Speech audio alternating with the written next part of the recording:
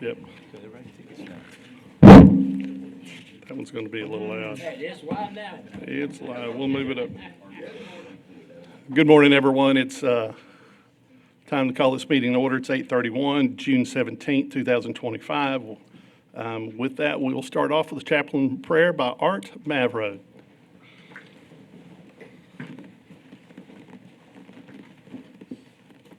Let us pray.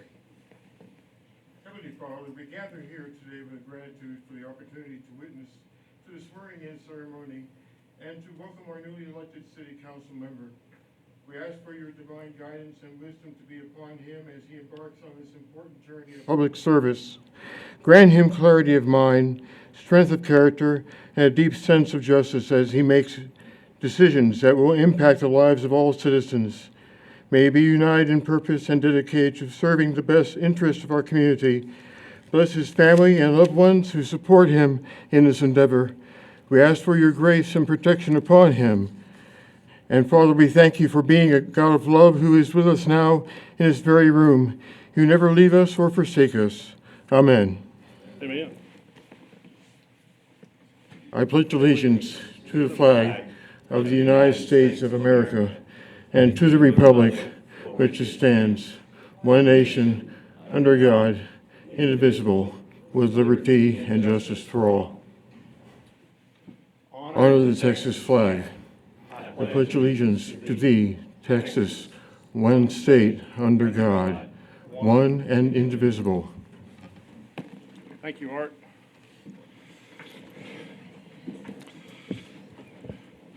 We have no proclamations or recognitions this morning. We'll move straight into public comment. Members of the public may raise issues or concerns not listed on the regular agenda during this time. To participate, please sign in with the city clerk prior to the beginning of the meeting. Speakers will be called in the order they are signed in. When speaking, citizens must speak from the podium, address all comments to the dais, begin by stating your name and address or single-member district, and limit their remarks to 3 minutes or less. Heather, do we have any public comment? Michelle Grooms Reed.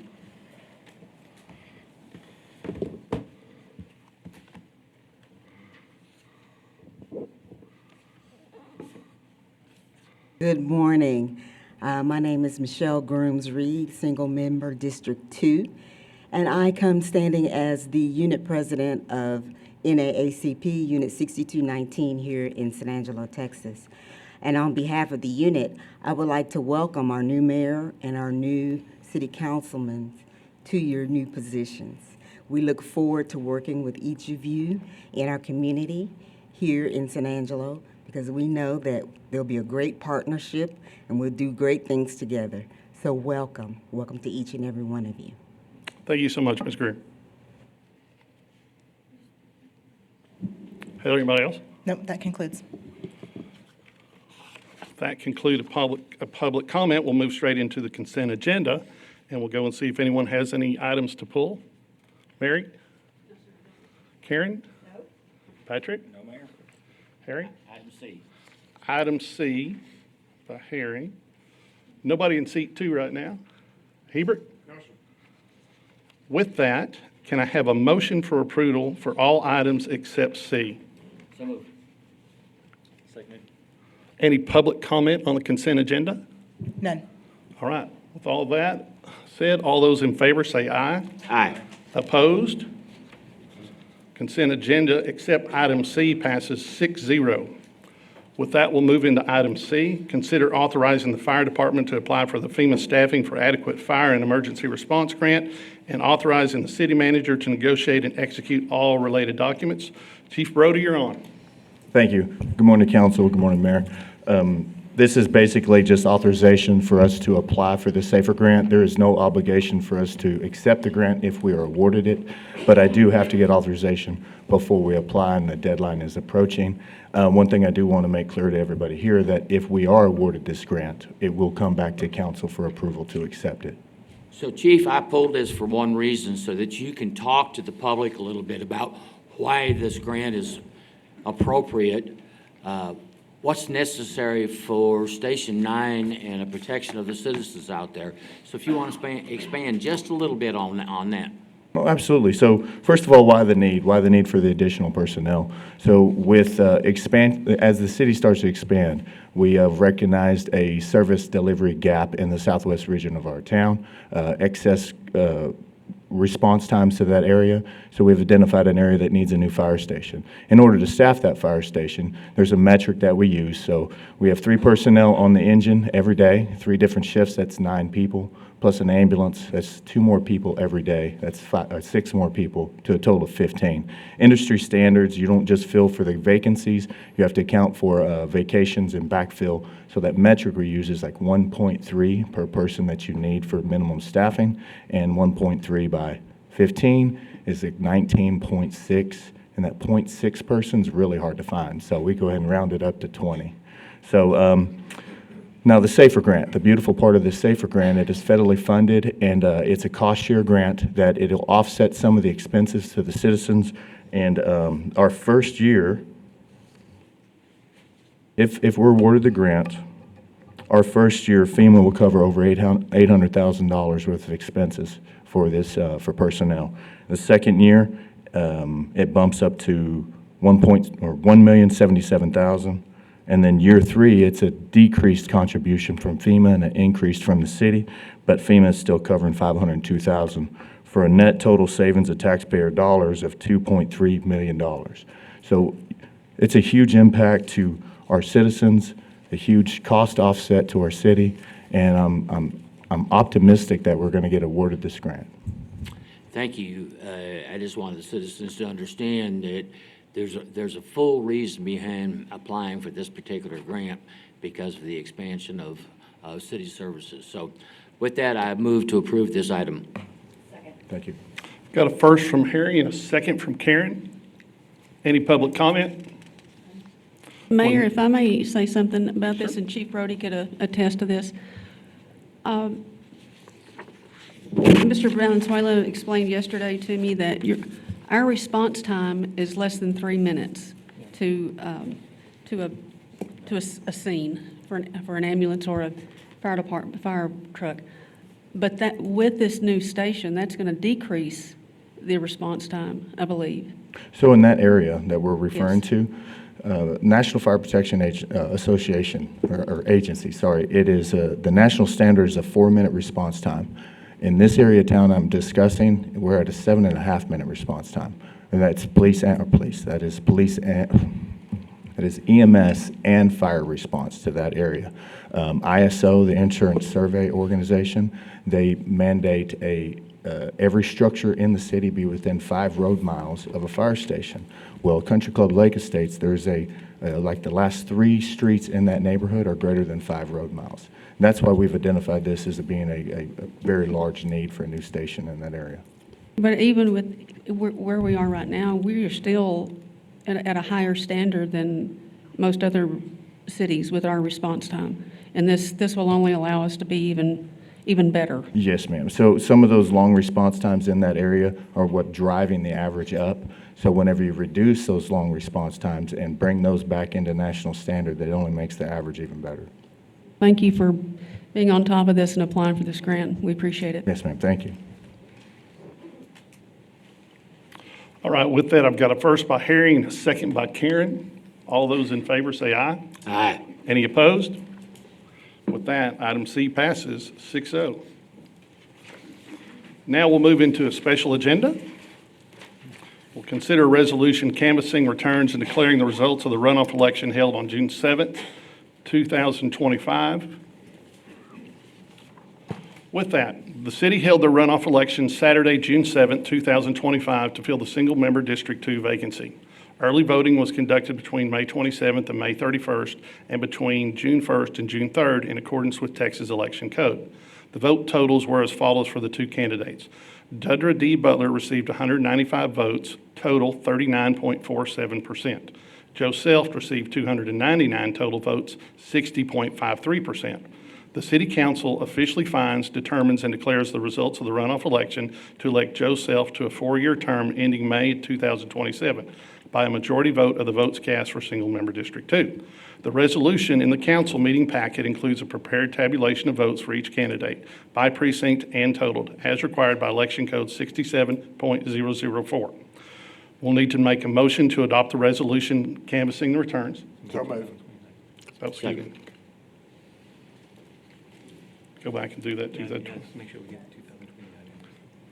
That should be 29. Four-year We've got an term. error there. That will be the term ending May 2029. With that, a motion to adopt the returns. So moved. I have a first from Tommy. Second from Harry Thomas. Any public comment on the election? Okay, so we will accept the vote. I will sign the Secretary of State's canvass certification immediately following this meeting. This completes the canvass of the June 7, 2025 runoff election. Joe, if you would come to the podium.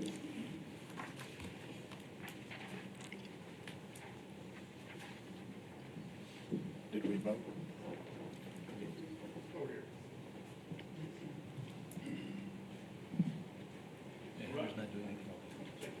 Okay. Right now, we have the certificate of election in the name and by the authority of the state of Texas is to certify that a general election on June 7, 2025, Joe M. Self Jr. was duly elected city council member, single member District 2 for the city of San Angelo. Congratulations. I just want to say it's been a process to get here, and we're going to come full circle. We'll have a full group and a full team shortly. What I do want to comment is the quality and the standards of the candidates in this election for this district. Dudra, you and John, I commend y'all both for doing this and doing this in a process that was great for all of us. I'm glad we had a winner that was decided very clearly, but the point is, it came through and it was almost thirds in the election. But in the end, Joe came out through the runoff, and I appreciate that, and I appreciate the fact that everyone's shown up to welcome Joe on board. Joe, now we're going to swear you in with Judge Daniel. Raise your right hand. Repeat after me. I, Joe Self, I, Joe Self, do solemnly swear or affirm do solemnly swear that I will faithfully execute the duties that I will faithfully execute the duties of the office of San Angelo City Council, of the office of San Angelo City Council, Single Member District 2 Single Member District 2 of the state of Texas, of the state of Texas, and will to the best of my ability and will to the best of my ability preserve, protect, and defend preserve, protect, and defend the Constitution and laws the Constitution and laws of the United States and of this state. of the United States and of this state. So help me God. So help me God. Congratulations. Thank you.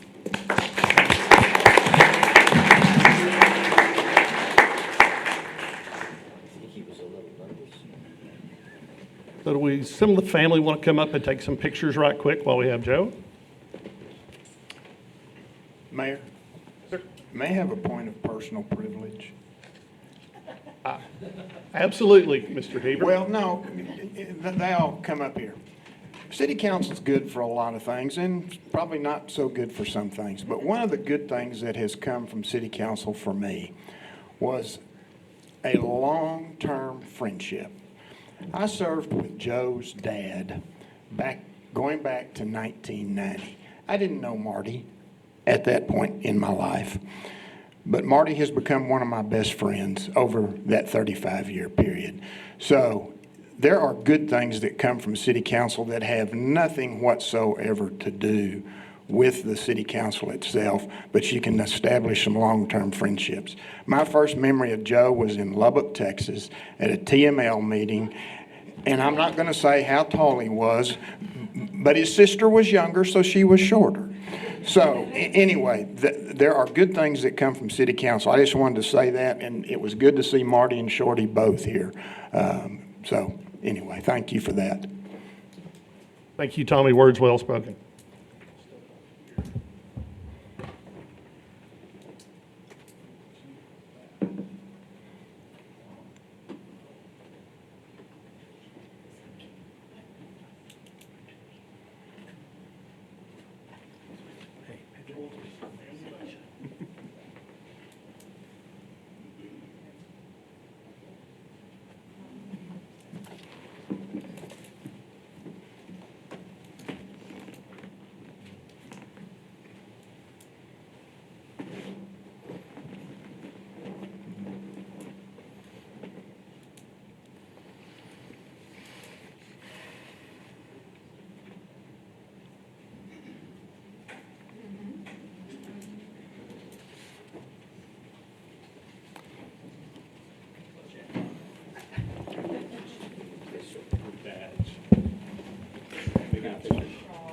Yeah, we're going to make it official now. I'll give him a nameplate.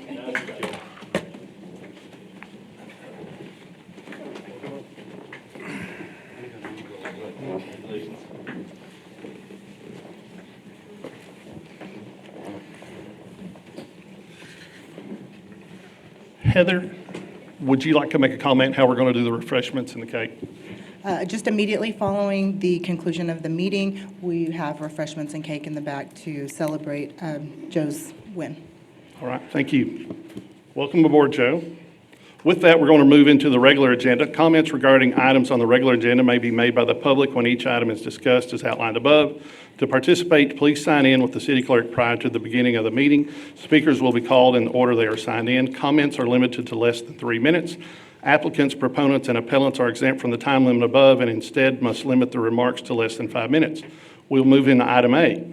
Consider approving a resolution supporting the collaboration between the City of San Angelo and the Concho Valley Community Action Agency to create the Concho Valley Rock Rose Community Campus on city-owned property.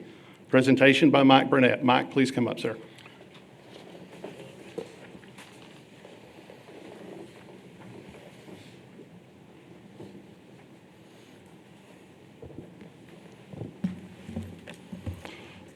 Mike, we've got an agenda item we've all been waiting for quite a while to bring forward. Yes, sir.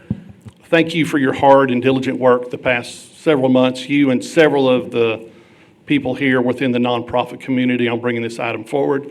I think you've got a very strong task in front of you. I think we've laid this on broad shoulders. That'll look at a great way to get it done and accomplished. With that, as soon as Lorelei tees up your presentation, we'll start off with you, and if you have any initial comments, please make them. All right. I am glad to be here, and I don't have to worry about a 3-minute timer this time, so, but I will try to keep it as brief as I can. And I apologize for the eye patch and the pirate look. I had a detached retina surgery a couple of weeks ago, and so without it, I wouldn't be able to see anything. So at least I can see your faces this way. So, Mayor, City Council members, city staff, and guests, I'm Mike Burnett, Single Member District 1, Executive Director of Concho Valley Community Action Agency, and Chair of the Concho Valley Homeless Planning Coalition. Thank you for the opportunity to speak today in support of the partnership resolution between the City of San Angelo and CVCAA, a partnership rooted in the belief that poverty is not inevitable, but unacceptable. This resolution reflects a commitment to a concept that began over 60 years ago to eliminate poverty in the midst of plenty by expanding access to education, employment, and the opportunity to live in decency and dignity. This is not just a moral imperative, it is a practical one. When we serve those in need, we strengthen our entire community.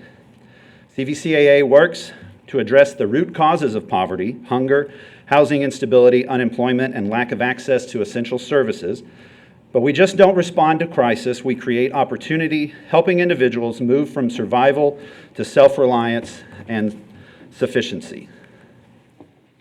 At the heart of our work is the promise of community action that I've shared with you before. Community action changes people's lives, embodies the spirit of hope, improves communities, and makes America a better place to live. We care about the entire community, and we are dedicated to helping people help themselves and each other. You can sum that up simply with helping people, changing lives. Today's resolution is more than a formality, it's a call to action. It's about aligning the city, nonprofits, faith organizations, businesses, and citizens to build a coordinated, compassionate response to poverty and homelessness.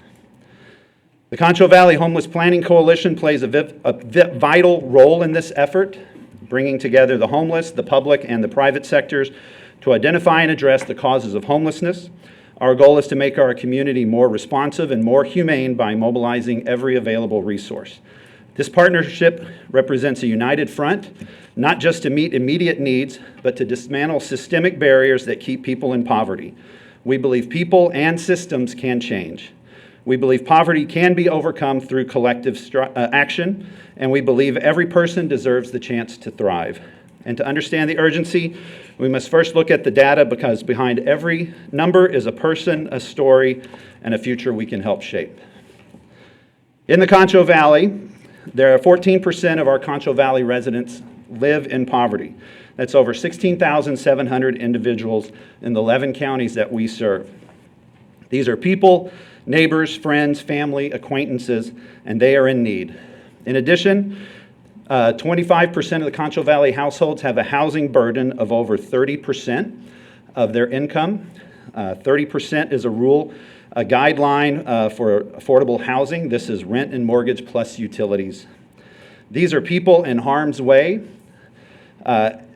Every now and then, you'll see people coming up to the podium and speaking in support of better animal services, and they are rightfully outraged at some of the services that our animals in the Concho Valley face. But these are people that we are talking about, and they deserve better from us. In addition, 230 students are identified as homeless at the end of the 2024 school year from SAISD. We have over 247 on our homeless housing priority list. That's 190 single-person households, and that's 57 households with children that represent 166 individuals. 43% of the Concho Valley falls into what is called ALICE by the United Way, that is asset limited, income constrained, employed. In 2024, CVCAA conducted a needs assessment of our 11 counties, identifying the top 5 needs in our service area. These aren't surprising to anyone. Community lacks affordable housing. Families lack the financial resources to pay their rent or mortgage. Families lack access to affordable food. Individuals lack access to affordable health care, and the community lacks a temporary or emergency shelter for homeless people. Every year, we conduct a point-in-time count as part of our relationship with the Texas Homeless Network. Most people in our community think of homeless only as those that they see under the bridges, at the Walmart, along the river, on the corner. In reality, the number is much, much higher. The point-in-time count is a one-day census where we actually lay eyes on and have a conversation with our unhoused neighbors. This year, that number is 173, with 55 being chronically homeless. However, due to the nature of the point-in-time count, that number is inaccurate and it is low. The given acceptance is that if you multiply that number by between 2 and 3, you get a closer, accurate number of the number homeless. For us in San Angelo, that number is between 275 and 350 homeless on any given night, with around 100 to 120 being chronically homeless. This slide kind of tells us how big the issue is. What you see here are the response systems for low-income individuals and housing. A lot of folks think, well, couldn't they just get on HUD housing? Couldn't they just go to the Salvation Army shelter? The issue is much bigger than that. If you look here, the blue circles represent the number of households that the Housing Authority currently has housed, which is over 1,200 households. The purple are the number of households that are on wait lists. That number is over 2,500 households that are waiting for some kind of affordable housing or subsidized housing. If you look at the family shelter and the Salvation Army, those combined can house around 70.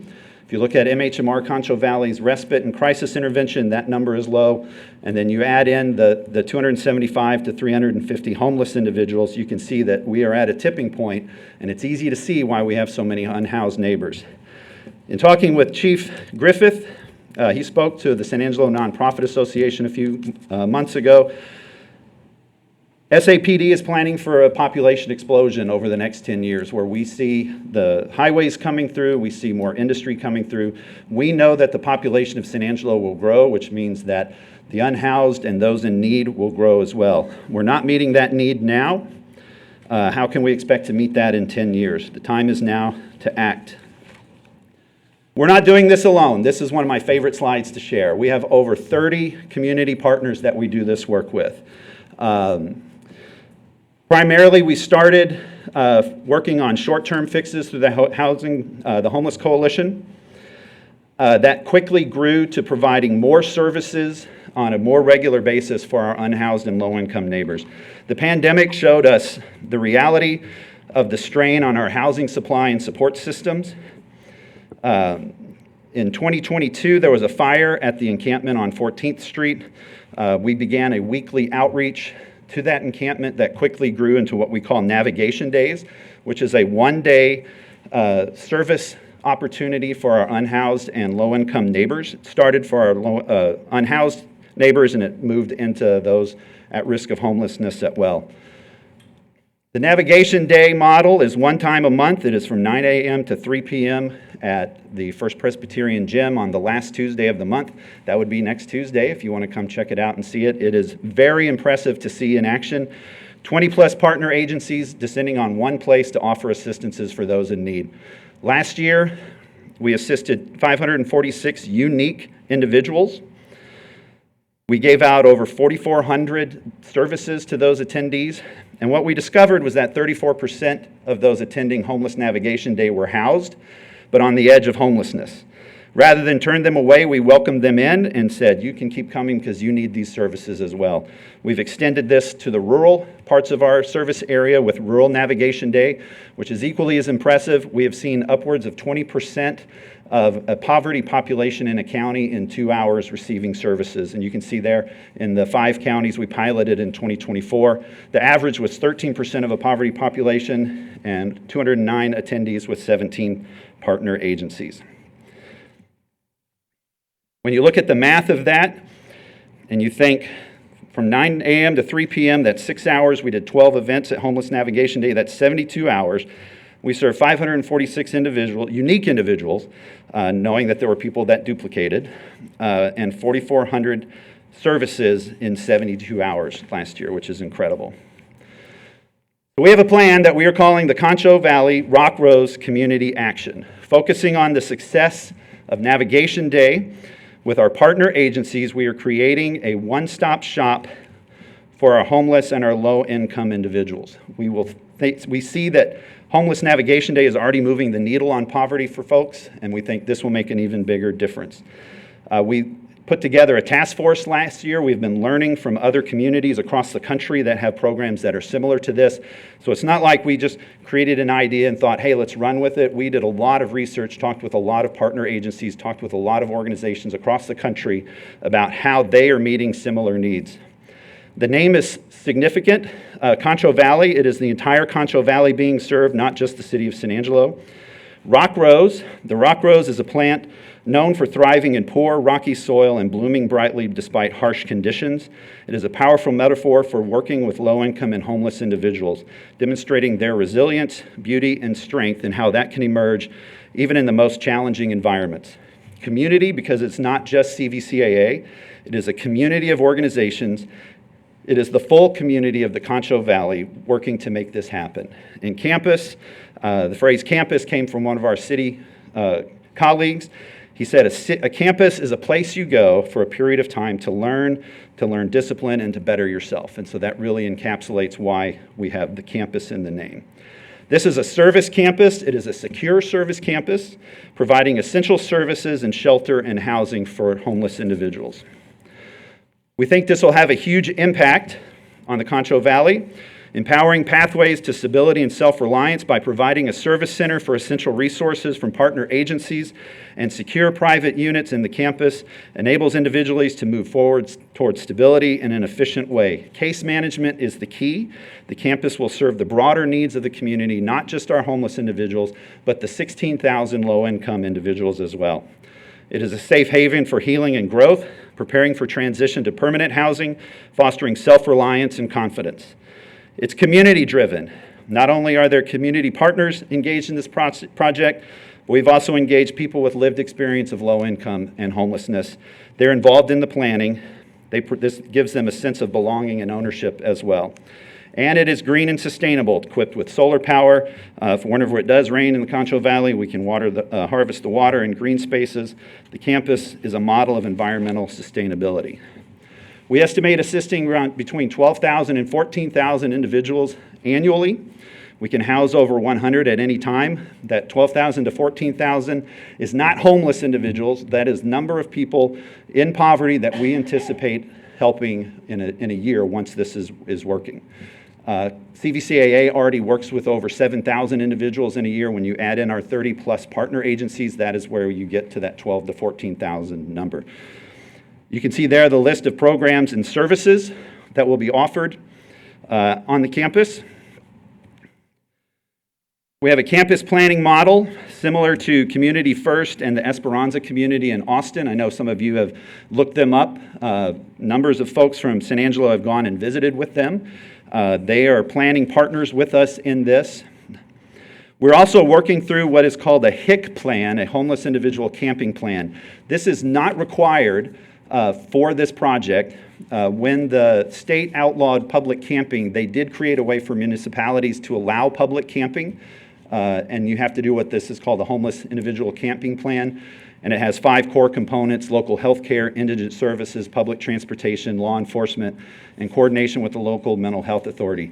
Even though we're not required, because we don't have camping on this property, we're not required to do the HIC plan. We are using this as the framework for the planning of essential services on our campus.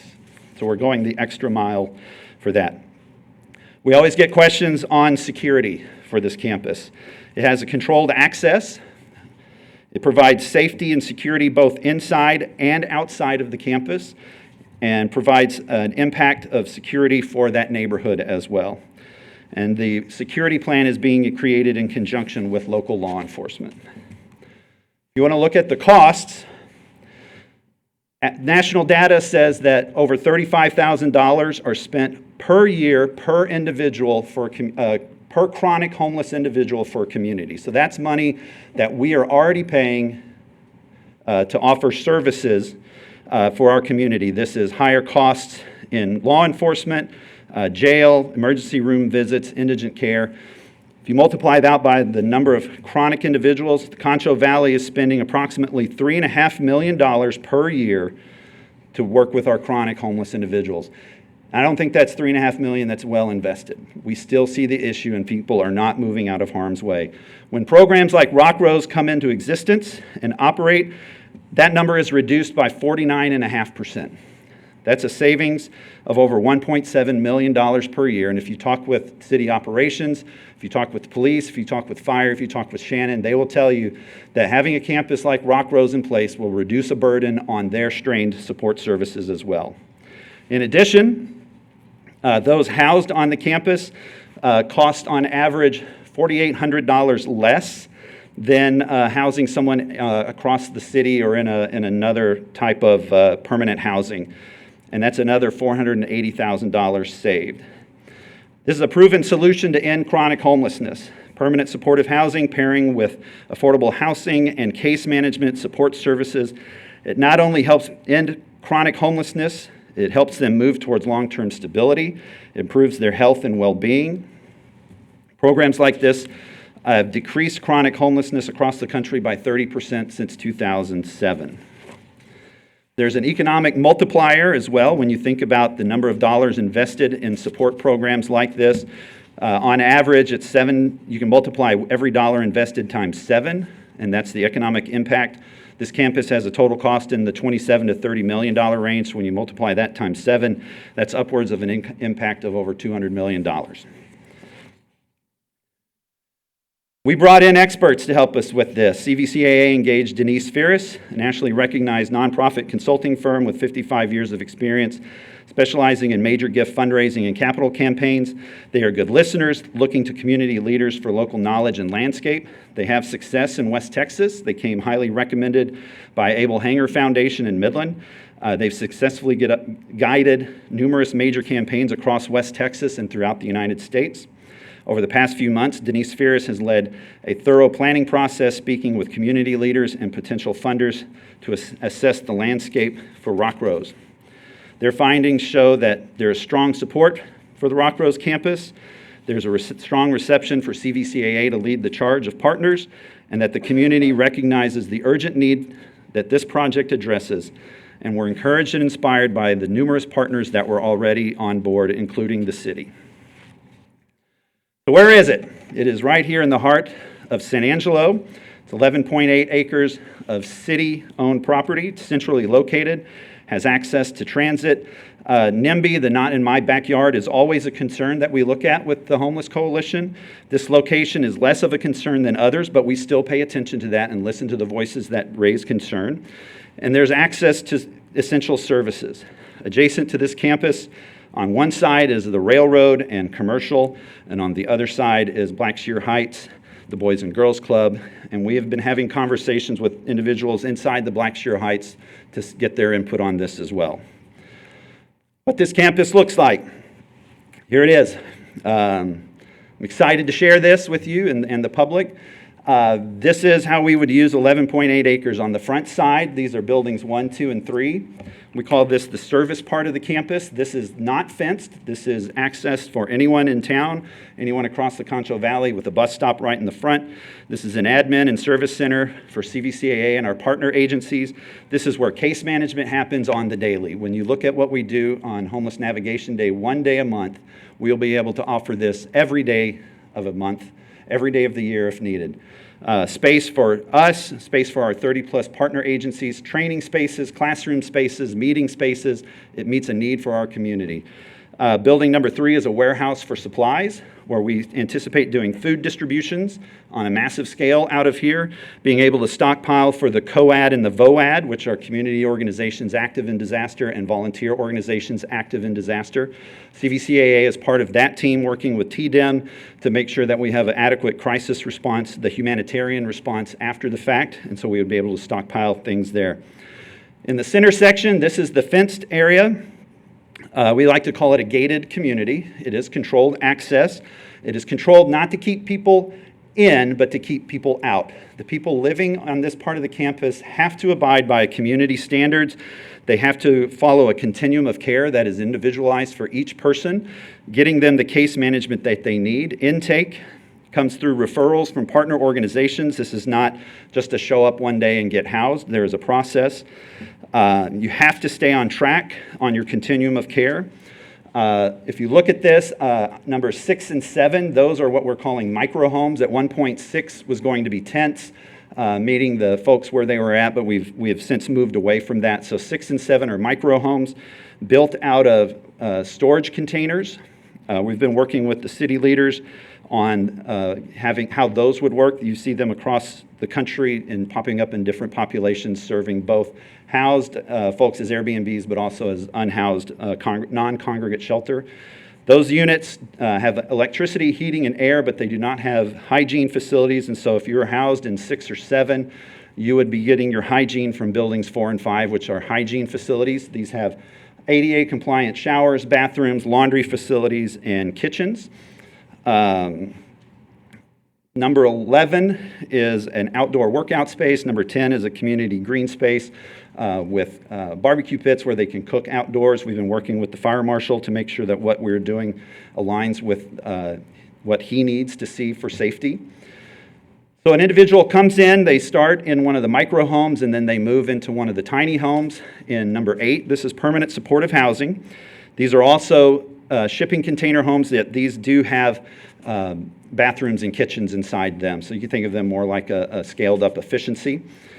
We call those permanent supportive housing because that's the next phase in housing a homeless neighbor. They still get the case management there.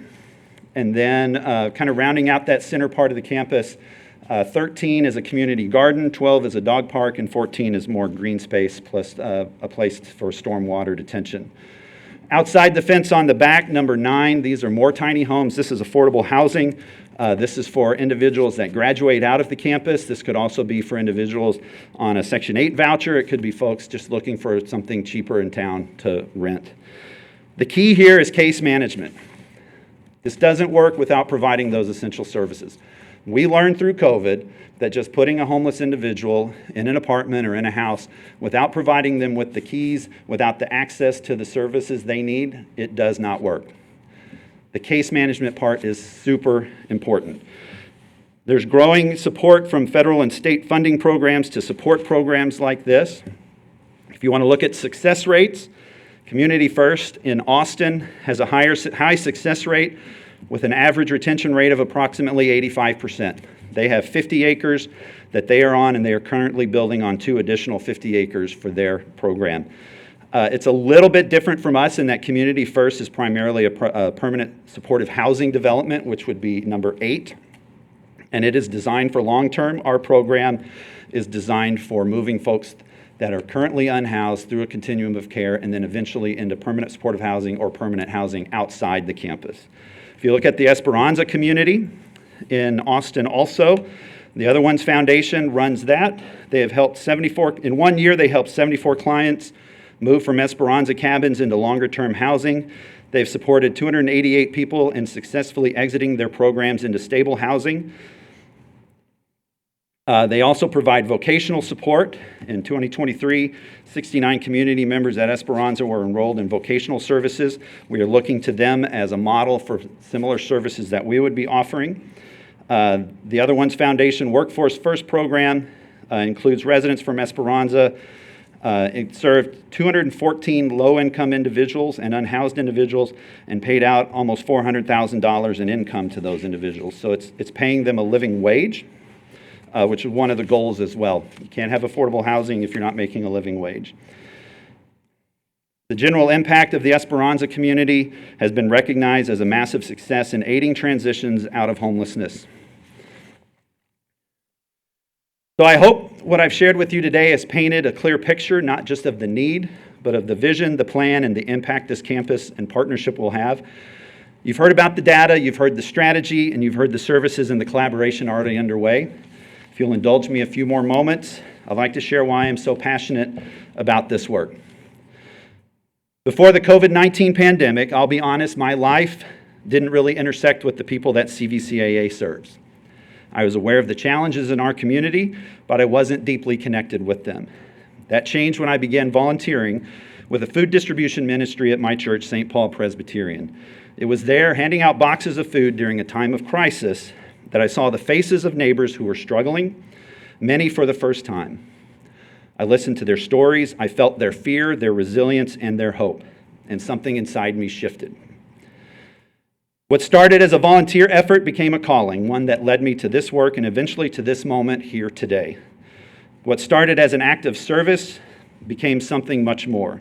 I met families who had never needed help before, seniors who were isolated and afraid, parents doing everything they could to keep food on the table.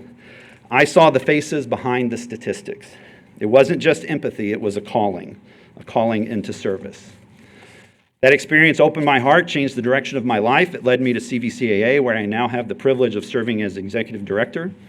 It led me to the Concho Valley Homeless Planning Coalition, where I work alongside countless others who believe that no one should be invisible. But more than titles, what drives me is the belief that no one in our community should be left behind.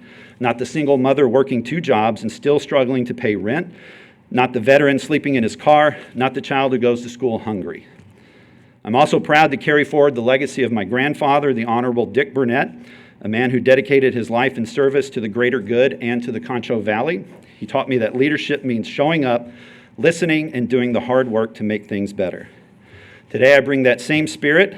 I believe in the power of community. I believe in the potential of every person, and I believe that San Angelo can be a leader, not just in managing poverty and homelessness, but solving it. Council members, today we stand at a crossroads, a defining moment for San Angelo and the Concho Valley. This partnership between the city and CVCAA is not just about programs, it's about people. It's about creating more efficient operations across agencies, helping more individuals reintegrate into society, strengthening our workforce, and ultimately reducing the burden on taxpayers by investing in long-term solutions rather than short-term fixes. It's about building a future where every person, regardless of their starting point, has the opportunity to thrive, where the voices of the poor are not only heard but empowered, where our community becomes a model not just for Texas, but for the entire nation. This is more than a resolution. It's a commitment to shaping the future, to addressing long-term needs, and to changing the trajectory of homelessness and poverty in our region. Together, we can create lasting impact. The need is urgent, and the time is now. Let San Angelo and the Concho Valley be known not just for our compassion, but for our courage to act. Thank you.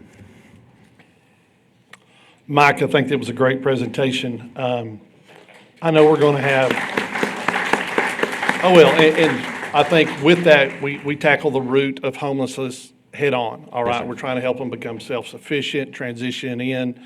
I think it's just an outstanding thing that we're starting with, but I know we're going to have lots of questions up here from the dais. And so what I will open it up to questions from council, and whoever wants to start, let me speak up. Mary? Mike, thank you very much for this. What is the length of time that some of these will stay? I mean, do we have just like a first class and they fill it up, and then what do we do then? I mean, is there a... The short answer is it takes as long as it takes. We Okay. create an individualized continuum of care for each neighbor that is residing there. Some of our folks, through history of working with homeless individuals, we know they will sail through that and be able to come in, be stabilized, get some of the essential services they need, and be successfully housed within 3 to 6 months. We know that some of our folks need much longer care than that. And so rather than put a timeline on it, we create an individualized care program that pairs them with service partners, with case managers, and as long as they're working towards success, they can stay housed there. The longer they stay housed there and they start receiving some kind of income, whether it's SSI or SSDI or a job, they do start paying some rent while they're there. The encouragement there is to progress through the system, progress into the tiny homes, and then into permanent housing of their own. So I can't really say this is the time, Right, but like we a know it 90-day is intake, individualized right. for every person.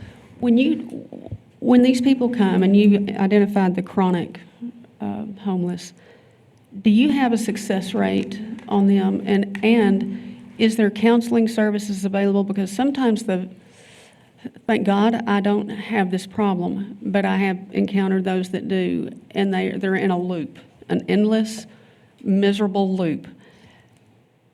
Is there counseling and stuff available that can help give them the life skills? Yes. So that they can assimilate, whether they don't have a job or not? But for instance, the Concho Valley Home for Girls will intake, clothes, business clothes, so that they can go to an interview and give them a better chance of being self-sustaining.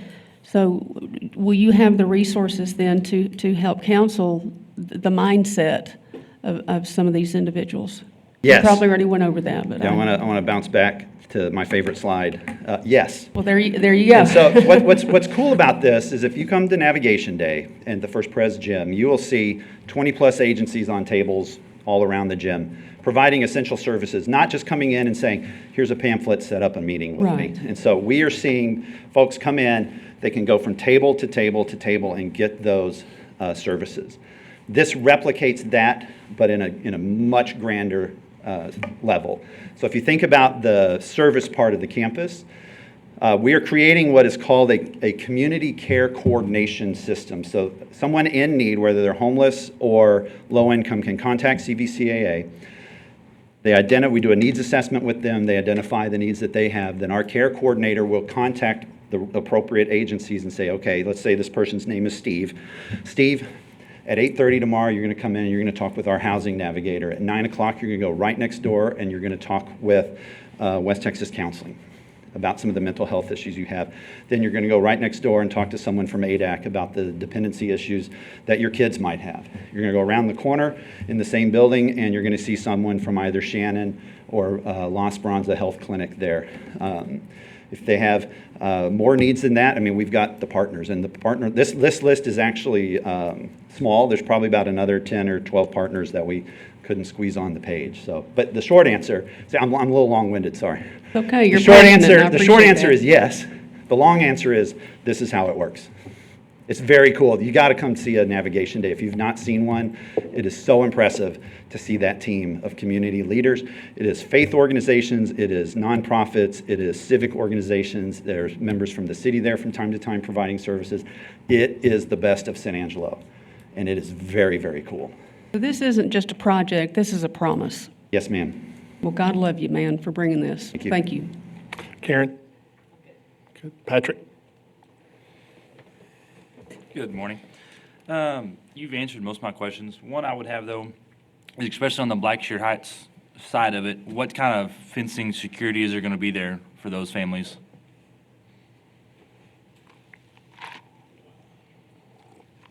So if you look at the center section here, is it possible to like touch things on here and like, yep, there you go. So there, from there to there, to there, to there, to there, to there, to there, there. Hey, this is pretty cool. I can draw a lot of cool stuff.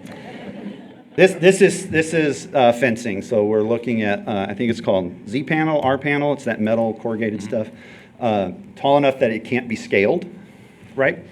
Controlled access points, working with the fire marshal, knowing that their vehicles have to come in. There's no vehicle traffic on this, so it's not like it's a through street or anything, but this is gated, controlled access for the residents so that only the residents can be there. We know that in housing this, that there are folks that don't want to play by the rules. We saw that on 14th Street. We saw how an unchecked population became a hazard to society and the surrounding communities. What we think, and in talking with Chief Griffith, by putting something like this in place, by housing over 100 homeless individuals at any given time, that number of, these are the people who want to play by the rules. That means that the folks outside the fence are typically the ones that don't want to play by the rules, so they become an easier force, an easier population for the police to enforce. In our security plan, we're definitely talking about security inside, but we're also talking about security outside to make sure that any transient folks that are trying to get in, that they're talked to and helped as well. Not inside here, but they're moved along to the appropriate, maybe to the emergency shelter. If they are causing harm or disturbances, then the natural place for them would be the jail. And hopefully, as the success of this grows, those folks can see the light and want to come and get housed as well and go through the program. But the immediate is a security presence, fencing, and then that security presence is inside and outside the fence. And then on the cost, you were talking about that, we were talking about the multiplier. That 27 to 30 million, where's that coming from? That is coming from local philanthropists, local donations, foundations. There are some government programs that we've applied for as well that can provide up to 14 to 20 million of that. Some of those we feel like we have a really solid shot at as being one of the few communities in Texas that are even eligible to apply for this. But it's not coming from taxpayers. It is not coming from bond elections or those kind of things. And then paired with that is the savings that are overburdened structure is already having. So like police, fire, medical, and those things. So there's a savings there as well, so that those would be able to operate better. So unfortunately, it's not like, hey, there's a $1.7 million savings, here's a check. Right. That would be cool, but we're not asking for that. We know that there's community support for this. We know that's what Denise Ferris, the campaign consultants, their diligence said that they think there is support for this in phases. And so as that support grows, as that financial support grows, we'll build this out in phases. When we talk about phases, we're not talking about, hey, we're going to put micro homes here and hope for the best. The phasing has to have the presence of the front half of that, the case management presence. So we know what happens when we just drop an unhoused population in a vicinity. But by being there with them, providing that case management daily, we know that security will be higher and that the success rates are much higher. I think that's a big point, is to show that it's the city, all we're really doing is giving you the property to use. Yes. And then in kind, well, not in kind, but in return, our return on investment, not only is it the compassionate and humane part of it, but it's actually the savings that we'll recoup in all the other divisions. Yes, sir. That cost us money, the 36,000 down to, roughly half that. Yes, sir. So it will not only help our city and help our homeless, but it also eases the taxpayers' burdens in other areas. Yes, sir. That's all I've got. Thank you. All right, thank you. Harry? Just a real quick comment. First of all, I want to say thanks to Mike and the Homeless Coalition for putting this stuff together. I appreciate the partnership, and certainly the partnership with all these 30 other agencies. Can't do this by yourself. And this is one of the great things about San Angelo is people want to help other people, neighbors helping neighbors. I want to see this done in my lifetime. Now, I'll be 80 years old in a few months, so I'm going to say, let's get this done. Can we get a Don't be protected, dragging your feet. can we get a Pope Mobile bubble around Harry to make sure, as we do? Yes, sir, we are trying to move as fast as we can. Once the funding comes in, we anticipate moving pretty quick. Thank you. Mr. Self? Very, very great information. There's a lot of buzz about this. Honestly, it's close to my district, and I've had a few calls about it. This helps understand more about it. One quick thing that who does the case management? So it's each of the agencies, and we're already doing that case management. So like at CVCAA, we have case managers for our utility program, our housing navigators, and a program that we call Transitioning Out of Poverty. Most of those are overlapped of the same handful of people, and so they will provide a piece of it. Some of that case management is provided by counselors with the partnering agencies. And so like if you come to Navigation Day, you'll see some of those folks there already providing that counseling and services. Okay, cool. I enjoyed the presentation. It's very informative and Thank helpful. you. Thank you. Hebert? So, I never knew the connection between you and your grandfather. I never knew that existed. That's pretty cool. I know your grandfather.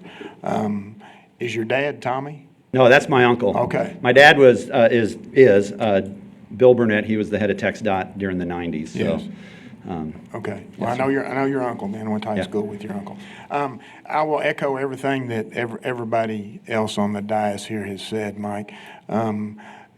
Thank you for tackling this. And those of us that have been on the council for a while, since this has been bubbling up for a good while, or at least since I've been on the council the last 8 years, getting calls from business people that they are having some issues, and they need help. So, and as you said, there's going to be those that want to be there, and there's going to be those that don't want to be there. And you have an avenue or avenues with which to direct both those paths. So I think that's important to note too. Those that want to be there, you're going to be working with them as hard as you can. Those that don't, you have other avenues through which you can deal with that too. Yes, sir. So thank you. I've seen the model. If y'all haven't been to Mike's office to see kind of the mock-up, it is really, really neat. So Mike, thanks for all the Thank hard you. work on And, this. thank you, council member. While I'm the person standing here, I'm just the captain of the ship. You can say I drew the short straw, or I volunteered myself, Amen. or whatever.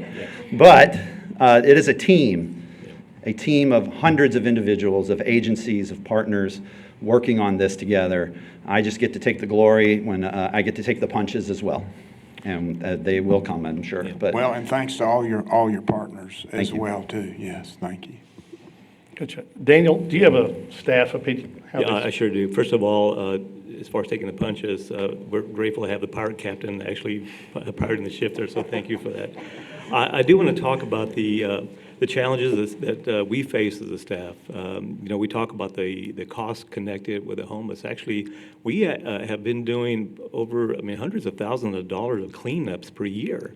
In areas where the homeless have set up and they've been removed for health and safety purposes. And so our staff has to go on there and do the cleanup. So it's hundreds of thousands just on that part of it. But on the 14th Street, for example, it took our staff close to 3 weeks. We had to pull staff from their normal duties to go and do that cleanup. So that means that other things start falling behind. There's an opportunity cost associated with that. So those are those challenges. Also, before the Salvation Army opened up, and mind you mentioned a while ago, they can keep up to 40 individuals. But anything above that, the city, if it gets cold outside, the city would have to open up a youth center like we have in the past. Yes. Of course, we have to man that. We do have to cancel programs, but to make sure that that's staffed as well. So there's that cost to the city. So on our end, this partnership really helps these individuals, but it also helps the city to reduce its cost and make sure that we're providing the essential services to our citizens that actually go away when we have to pull staff from certain areas to come and help out. But again, thank you for working so closely with us. I know that that this is a program that we're looking forward to. We know that that'll really help the city as well in other aspects as far as the cost connected, but also in the human aspect of it. So again, thank you for that. thank you. Director Burnett, you've covered, I had 8 questions written down at the start of the presentation, and I think you've covered it all from city costs to property values to the growth. One thing I'd like to hear if we have a chance, Chief Griffith, could you come up and maybe make a brief statement? I didn't know if you were back there for fun or not, Griff, but we thought we'd bring up we just need a statement of how PD looks at this, and I'll tell you where I'm coming from. Quite often, there's times where I have been in facilities where there's a homeless person that's using your establishment for shelter, and you might call somebody you're worried about it, and it looks great for them to have somewhere to go. Quite often, it's if they're not causing you any harm, is it okay for them to stay here? And I think this solves the biggest question I've ever had. And I know you've got to go somewhere, but you can't stay here. Can you expand upon that with how this would shape with this facility in PD? I say, first off, I think this really is teaching a man to fish, teaching a woman to fish philosophy. And that's important to me and my background. I've been working with Mike for a long time on this. This has been something that I believe in as an opportunity to course correct. If you rewind to about 4 years ago, for sure, if not even 2, we didn't have anywhere to send them. Exactly what you're talking about, Mayor, is that we were having to deal with from place to place to place, and that doesn't feel humane as enforcement. There are laws in place, and we're saddled with enforcing those laws. We understand the business side. It is frustrating for individuals because, just as Mike touched on, some of these individuals do not play by the rules, so to speak. And so we have a plan moving forward because there's some dangerous intersections for soliciting. There's some dangerous locations for them to gather. I was there the day of the fire. I was there worked on patrol during the time frame we had it underneath the bridge. This without proper planning and dealing with situations, we have seen time and time again crime increase in these areas, drug use increase in these areas. Our officers were getting involved in altercations with people that were struggling with drug addiction. This provides a place where rules can be followed. We can send them to 2 different locations to be able to send that to is going to be huge for the enforcement side for the San Angelo Police Department. Sir.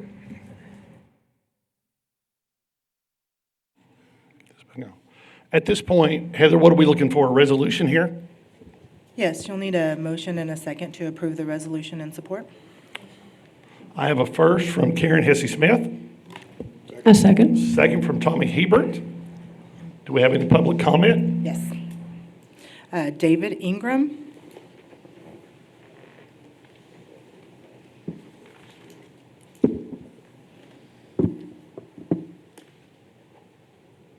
Good morning. My name is David Ingram. I live at 3605 Green Ridge Drive. I'm the director of Rush Street Ministries, and I moved here at the very beginning of COVID from San Antonio. Before that, I spent my life in huge metropolitan areas overseas, and poverty for me was a constant, seeing it all around me, and very frustrating because I just felt like there was very little that I could do. When I heard about the job at Rush Street Ministries, I was first attracted because there were over 25 different churches that participated in this ministry in an active way. I said, wow, at least about this we can all agree. And then I moved to San Angelo. I have some roots in West Texas. I won't say where because of what I'm about to say, but I just assumed it would be like the place I was born in. But arriving here in San Angelo, even during, or maybe especially because of COVID, I found out very quickly that San Angelo is an extremely generous community. Emphasis on both of those words, generous and community. And fast forward to a few months ago when my friend Mike started telling me about the Rock Rose campus, and my heart just exploded. I had been thinking for a couple of years about a Rush Street Junior somewhere over in this very area of town. So for me as a Christian, this was an answer to prayer. And I have been to the, I think it's called Community One in Austin, back when they began with their first 22-acre campus. I went home and told my wife, I said, I want to move to Austin. I want to live in this place and serve people in this place. So I am very excited. Rush Street will have a presence on this campus. To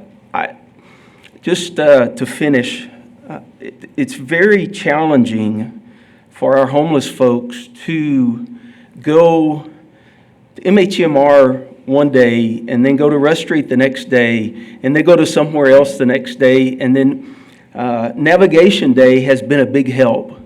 But as Mike said, this will be kind of a Navigation Day on steroids, and it will be every day.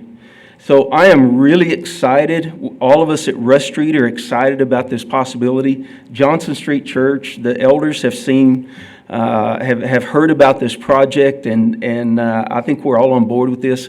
My heart is just really ready for this to happen. God bless you. Thank you, David. Heather? Brent Jenkins.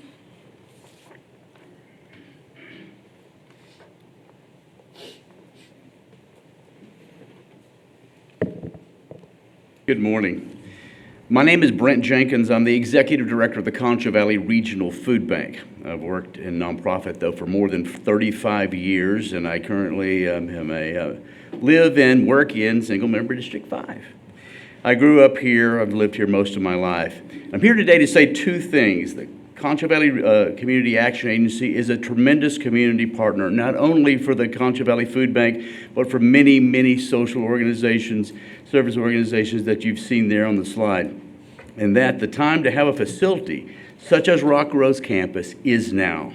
Concho Valley Community Action Agency has known for a long time the needs of the homeless and know that it's bigger than any one of us knows, and that it will take all of us to address it. It was the Concho Valley Community Action Agency who conceived and implemented the monthly navigation days, and what started in the basement of the Cactus Hotel has now had to move 3 times to accommodate the growing numbers of local neighbors who need help. The concept is simple: connect the neighbors who need help with the agencies that can meet that need, and try not to make it too complicated and have them run around all over town to get it. As we gather here, there are individuals, as I'm sure you know, families and veterans, youth and the elderly, who will spend tonight wherever they can find, in tents they've acquired somehow, or in bushes out of sight, and structures wherever they can find. They are not only homeless, they're our neighbors. Studies show that without stable housing and shelter, individuals are far less likely to access the support they need, whether it's in health care or education, job training, or mental health services. Homelessness creates a vicious cycle of instability and despair, but it doesn't have to. By establishing a homeless shelter, we're not merely providing a roof over someone's head, we're offering a foundation where they can rebuild.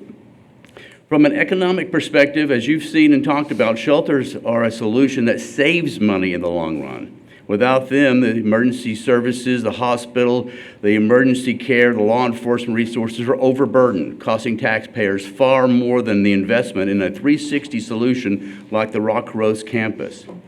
This sort of collaboration, prevention, and early intervention is not only compassionate, it's practical. A well-designed shelter such as the Rock Rose campus is more than a bed, it's a place that fosters hope.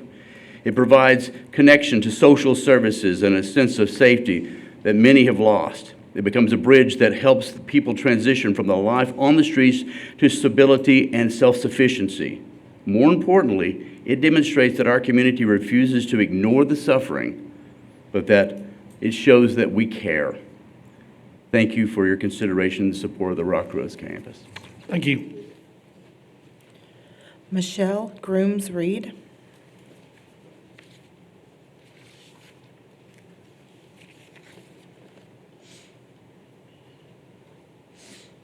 Good morning again. I do want to, Mayor Thompson, address this as a private citizen at this time. The NAACP will have to have their executive committee meeting at the end of this month. And then we want to invite Mike to our general membership meeting to do a presentation where we will invite the Blackshear Heights community to come and ask questions. But as a private citizen, as single member District 2, Mr. Self, welcome. I do want to say that the Rock Rose campus is a great thing. To tackle homelessness effectively, the Rock Rose campus creates a service campus for low-income and homeless individuals. The campus would offer a range of services, including health care, job training, all those things. And in my mind, coming together and doing this as a community is a great thing. It's an awesome thing. And just to know that all the different things are going to be happening in one central area. Because when you're homeless and you're trying and you don't have a car and you're trying to get to different places, it's very difficult when you're having to go all over to different places.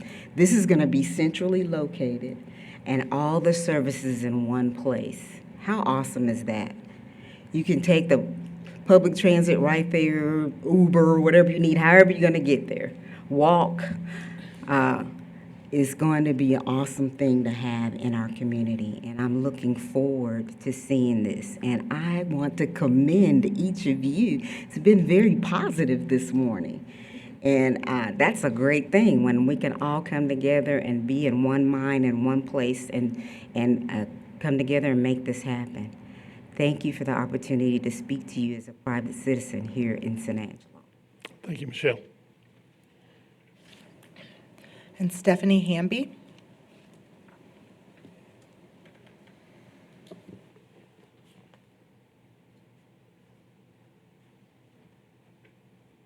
Morning.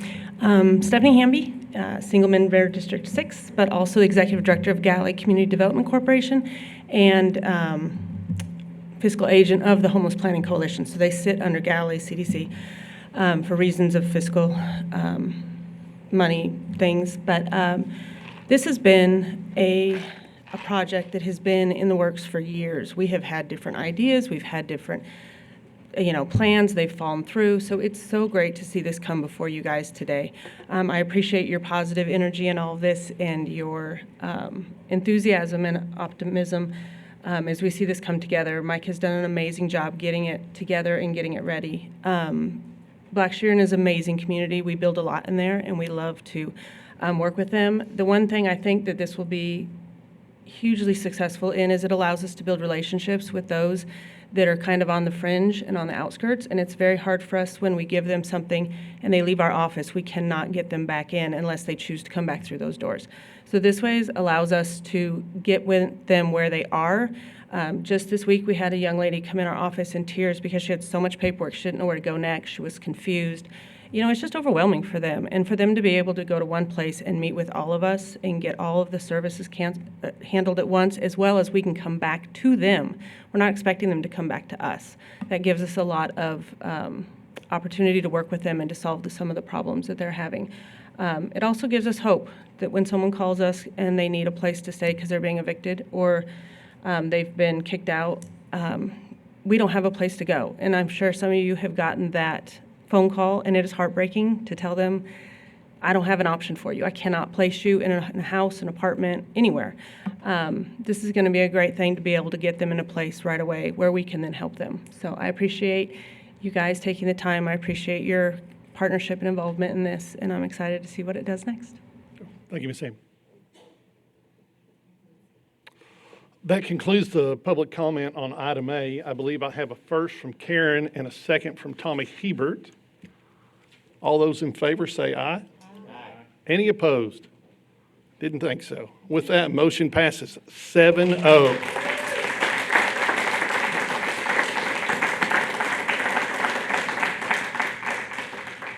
Moving to item B, the first reading and public hearing of an ordinance for SU 25-01, a request for special use to allow resident and art gallery with a studio in a single-family residential zoning district located at 1302 Kenwood. Aaron, you're on.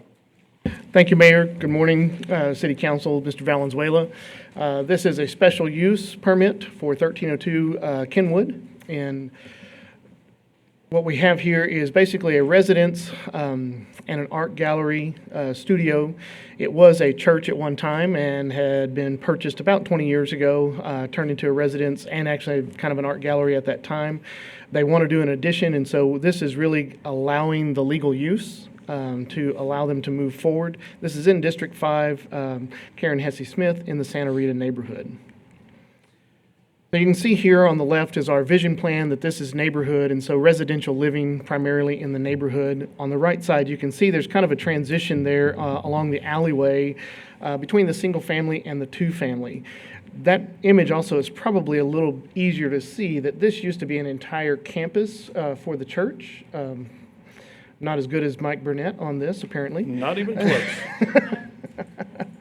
so it's doing lots of stuff there. But that is kind of an old campus for the entire church. Pieces of that has been sold off over the years.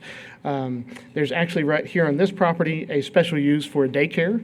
And then, of course, this property down here used to be a tire shop and now just kind of a automotive repair shop that are in the neighborhood area. We just kind of highlight that in that block. We chose, as city staff, to recommend to go with a special use, not a full rezoning, because if you do a rezoning, we would really want to look at that entire block, and we just did not think that that was a smart move at this time for that entire block to move as a zoning. We did mail out notices. We did receive back 0 in support and 0 in opposition. Our rationale is looking at this because it is a limited scale. It is just one operator. They do only present their own art through their art gallery. They do have it set up as their own residence. We were seeing that this is a limited scale and limited impacts. And in fact, since it takes up a corner property, there's actually quite a bit of parking on street parking as well as on the property for when he does have folks that come over by invitation to view his art and to see the art gallery and things like that. The community need, we have heard even through our discussions about our cultural district that there are artists in town that are interested in having their own studios at their homes. We don't really have the zoning for that, and we have to be very mindful of where those areas are located. But we did see through this special use request that this is an opportunity for us to do a property that has been working. We looked back and we did not find any complaints about the property, code compliance issues, those types of things. And so we think this is a possibility, particularly for this property and maybe future properties if the situation is correct. So with that, the staff did recommend approval to the Planning Commission. They also did approve this at their May meeting. We did have one condition at the time that the Planning Commission struck, which was the number of folks that could be at the property. We had thought of just limiting it to 10. That was just really not based on a whole lot of evidence of what the volume was. The discussion at Planning Commission was, well, what if you had a Bible study? What if you had a church or a Christmas party? Or what if you had a family reunion? How is that different than having 20 or 25 people come to the art gallery? And so that was kind of the question. So they struck that as one of the conditions. They did keep the operating hours there. The minimum of 1 bedroom must exclusively remain for residential use, so it's really not a let's rent this out over for just anybody to come and stay there. And of course, they're doing an addition, and so we're just asking them to do the permits process for that. With that, I'll be happy to answer any questions. So Aaron, how I would like to do this, I would like, as this is in Karen's district, I would like for any other council members to ask their questions first, and I would like to have Karen have the final opportunity to make comment and then make the motion. So with that, I'll start with you, Mr. Hebert. My wife has a good friend that lives right across the street, and the individual seeking this request is an extremely good neighbor. So to support your point with no issues, code violations or anything, I'm in favor of this. Joe? I don't have anything. H2? Gary? I think this really lets us look at some of the opportunities that may come forward in the new cultural district. So I'm in favor. Patrick? Mary? Karen, wrap us up. Mr. Hebert is correct. This individual is a known and good neighbor. I think I'd like to see the footprint of the addition pointed out. So let me go back to the very first one here maybe. So it's going to be actually off the alleyway. Okay. They're going to actually add a back patio and some covered parking back there, almost like a two-story or an upper deck so that he can sit outside and do some of his artwork out there, and then have some parking in this area right back here that comes in off the alleyway. It doesn't encroach onto the Avenue I or the Kenwood side, and it doesn't encroach back towards the property to the south. Motion to approve. I have a first from Karen, a second from Tommy Hebert. Any public comment? With no public comment, we'll ask for a vote. All in favor, say aye. Aye. Any opposed? Motion passes 7-0. Go to item C, first reading and public hearing of an ordinance for Z2517, a request to rezone 20.696 acres out of survey W.H. Willis in the Paul Ann subdivision from single-family residential zoning district to multifamily residential zoning district, north and east of the intersection of McGill Boulevard and Gregory Drive.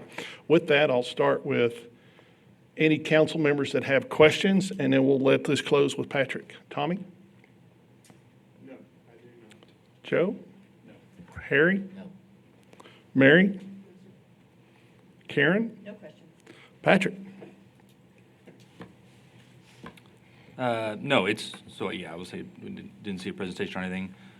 Basically, this, I hope, is going to allow more affordable housing on it. You know what? Why don't we have a presentation first before I just try to whip through this and make our 10:30 appointment?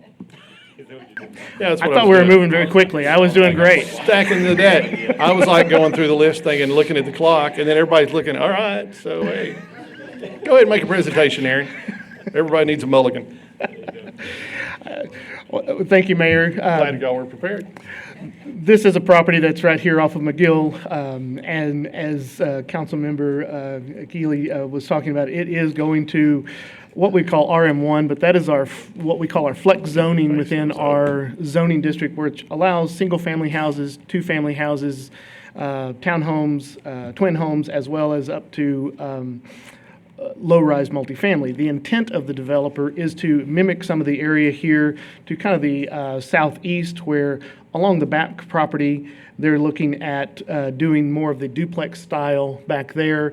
They may have some area of some townhomes, but then to mimic across from McGill and these areas, the single-family housing in there. It gives that developer, that builder, more flexibility. And you can see we did not update this when we should have, so I apologize for that. So this is in District 4, and this is in the Paul Ann neighborhood. So here, again, it's neighborhood in the future for family living. Right now, it's single-family residential. You can see just to the southeast is the RM1, and so it is to mimic that to give some more flexibility. We did send out notices against large properties, so 75 notices went out. We did have one in opposition, which was here, and I think we did have one other one that came in through the mail later, and they were concerned that it was going to be a large multifamily project, but after we talked to them, that it actually the idea is they're going to still have single family. They may have some duplexes. They were very much more comfortable with that decision. This did go to staff for the rationale. Obviously, we need more affordable housing in our community. This is a neighborhood that supports Goodfellow heavily, and a lot of Goodfellow folks like to invest in duplexes so that they live on one side, rent out the other side. When they move on, they sell it to somebody else that's coming to be stationed there, and they get to do the same thing. So we think that's a win-win for the community as well as the developer as that established pattern in that neighborhood continues to grow. So staff's recommendation at Planning Commission was for approval for this 20-acre parcel to go from RS1 to RM1. Planning Commission did agree with that and came forward with the recommendation of approval to City Council. What was the staff vote on that, Aaron? And what was the planning's vote? I believe it was 6-0, but I know there was nobody in opposition. Okay. But I don't remember if we had 7 members that time or 6-0. Thank you. All right. Patrick, we'll roll this one over to you. Yeah, kind of like we talked about. Paul Ann is there's a lot of renters, part of it Goodfellow, and part of it is just, it's a little more affordable housing over there. With the way the lots are, the size of the houses, there's some 5-bedroom homes, so some big families that can't afford a $500,000 home can find a nice home there. So I think that'll just help affordable housing in town, and that can rarely be a bad thing, so I'm all for it. Any other questions now that we've vetted this out very thoroughly? With that in favor, can I get a motion? A motion. I got a first from Patrick. First from Patrick. Who was my second? Joe. We'll give Joe Self his first second. All right. Any public comment? With no public comment on this item, can we get a vote? All those in favor say aye. Aye. Any opposed? Motion carries 7-0. See if I can get this one right. All right, discussion and consideration of a request to create a strategic planning committee to work with City Council on policy guidance and project. What else? Let's go to D.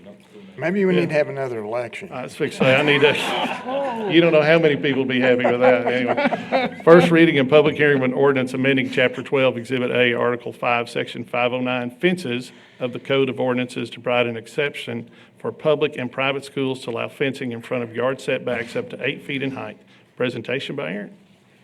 Thank you, Mayor, City Council. Aaron Vanoy, Director, Planning Development Services. This is a simple text update to align more with the state law that allows schools to provide security on their campuses. Our current zoning ordinance prohibits certain size or certain height of fences within the front yard setback. Several of our campuses are in RS1 zoned areas, which would say you can only have a 4-foot high fence. Well, that really doesn't help them with their security plan. And so this is just a simple text amendment that basically exempts public, private, and charter schools for security purposes and exempt from the maximum height of 4 feet in the front yard. As it's written, it could allow up to a 10-foot fence. Basically, that's the maximum height in the zoning ordinance. SAISD at this time is, their intent is an 8-foot total. We would recommend an 8-foot total, but we're not opposed to a 10-foot fence if someone really wanted to come in and do a 10-foot fence. It really is for security and safety for the campus. And so we have kind of left that open to if that's a height restriction that Planning Commission or City Council wanted to place in there, they could. Planning Commission did not have a height restriction at that time. So with that, any questions from the council? Aaron, I had some thoughts about this concern. Are you worried about the appearance or the type of fence that is placed up, what they can put versus what they can't? Well, I think at one time we probably were, although I think our school district and other campuses do a very good job because one, they don't really want a solid fence. Now, they'll either do a hurricane fence or a wrought iron type metal fence because they kind of want to see what's coming back. I mean, they want to be able to visualize areas. So the other thing is that really cities can't really control materials any longer. We can't go and say you got to have a stone fence, you got to put an R-panel fence, those types of things. And so I think it's really left up to the schools and what is going to be their best option to secure their campus and provide that safety for their campus, for the children and their staff. Any other questions? Tommy? Aaron, would we be creating more problems if we stated a minimum 8-foot fence that would then allow them to go to 9, 10 if they wanted to? Or would that perhaps have some unintended consequences if we said a minimum of 8? I think if we went to a minimum of 8, there are some campuses or maybe private schools or charter schools that say, well, we can do a 6-foot fence or 6.5-foot fence based on costs.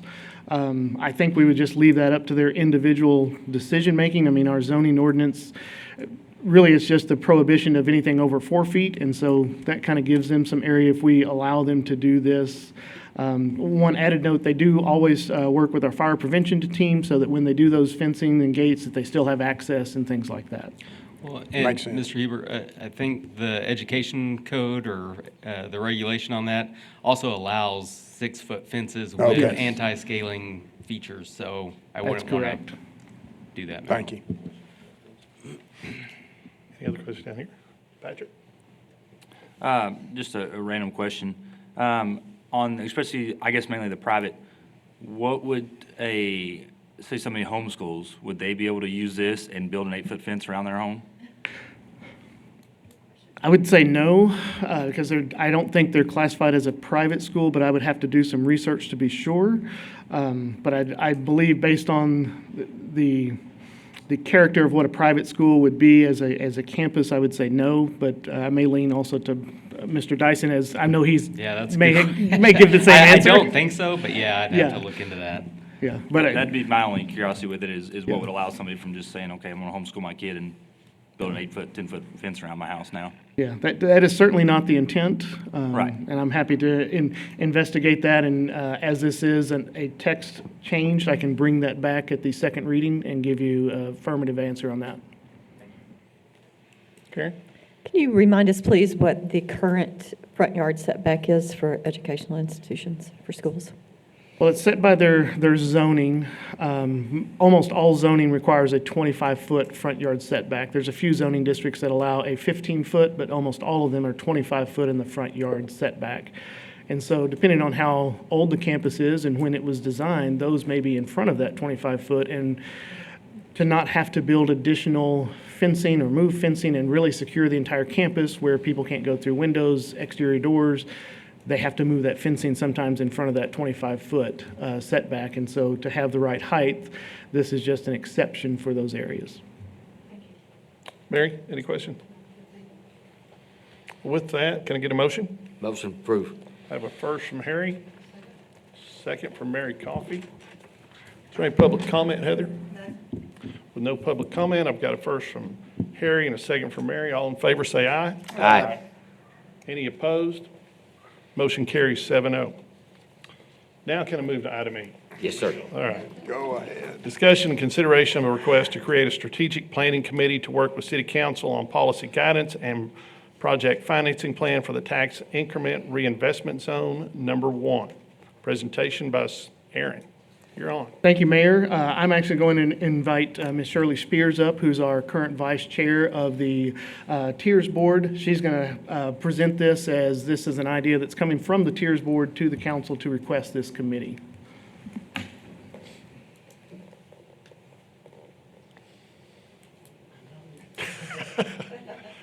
Good morning. This is the first time I've had an opportunity to address the mayor and the new members who have been seated to council. So welcome to your new positions.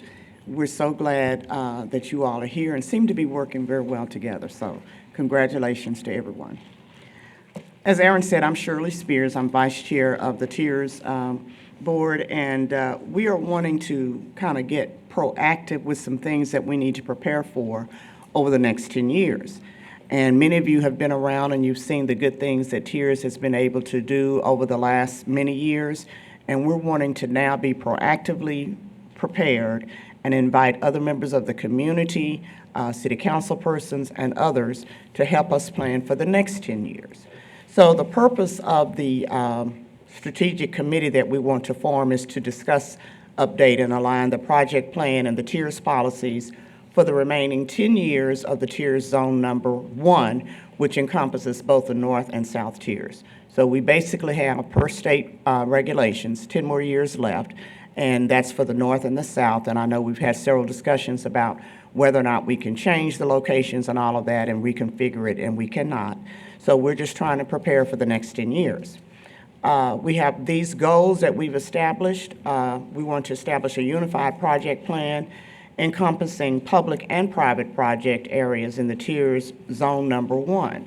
And so what we want to make sure that we can do here is ensure that, as we have done over the last few years, is to make sure that property owners know what they can and cannot do, how they can apply for additional funds to help their business locations, and to work with the city in making sure that everything is attractive, aesthetically pleasing. We want to review current policies, update policies which reflect actions to implement the project plan. So just recently, we did get an updated policy from the council, and that had to do with a longstanding concern that we've had over nonprofit status. And so we have incorporated that. We want to make sure as other things happen, we've got a lot of things, great things I'm hearing this morning, going on the city. We want to make sure that we either update our policy so we can afford to encompass all of our residents.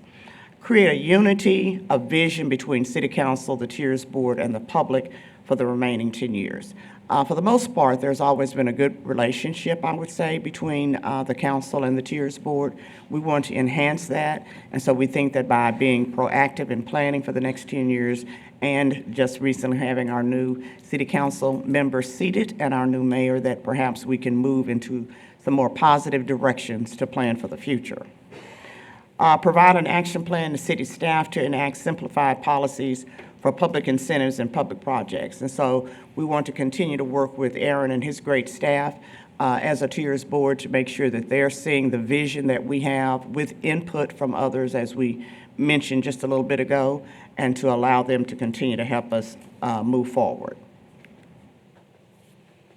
Our plan for delivering this is to establish this today. If you all would approve this strategic committee, if you will, then we would meet every other Thursday as a committee This committee, as I mentioned, would be made up of several members from the current Tiers Board.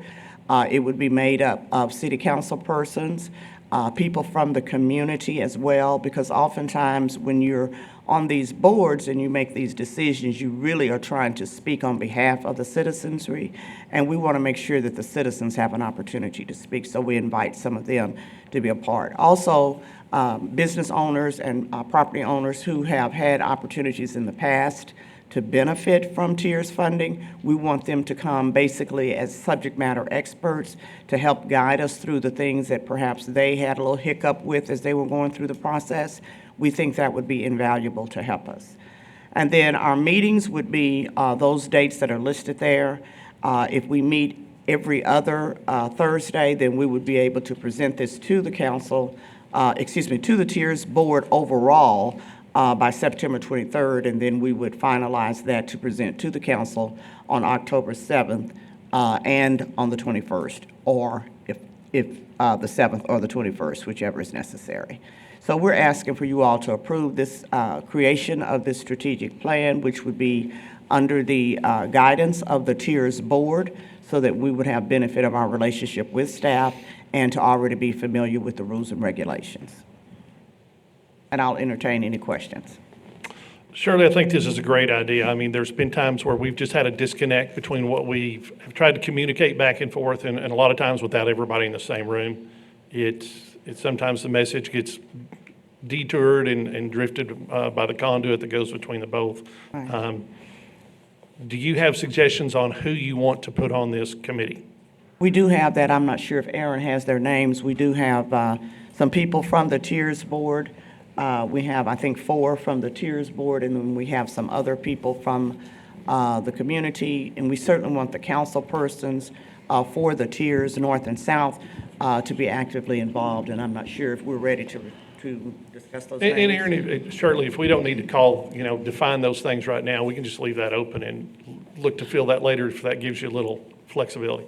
Yes, our biggest concern is to make sure that we're not meeting a quorum, and so that we don't have a quorum at these meetings, and so we're really limiting to 3. We have kind of an alternate from the Tiers Board that would, in case somebody missed, and so we're really looking for, there's 2 districts that the Tiers currently falls in, which is Mr. Harry Thomas and Mr. Patrick Keeley's district, and then an additional council member that may have some interest in that. And it's kind of an aggressive timeline, as Shirley said, but we do want to bring something forth because 10 years goes by very quickly, and if we don't plan way ahead for major projects, it can be I don't think challenging. anybody has a problem with the aggressive timeline. I think that's great, Shirley. Okay. I'm like Harry. I want it in my lifetime, Harry.